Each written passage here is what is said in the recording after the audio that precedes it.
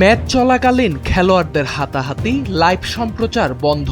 এ যেন ফুটবল নয়, রীতিমতো এক যুদ্ধ।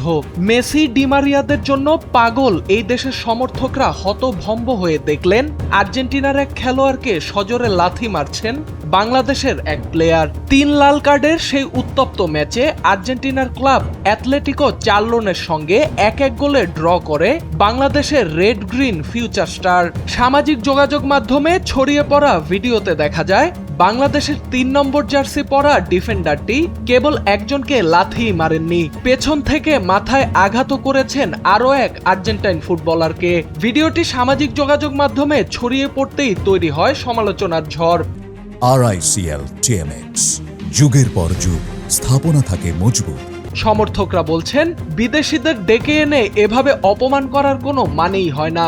এমন ঘটনা দেশের ভাবমূর্তি নষ্ট করে। টুর্নামেন্টের এমন অব্যবস্থাপনায় আয়োজকদের রীতিমতো কাঠগড়ায় তুলছেন ভক্ত সমর্থকরা।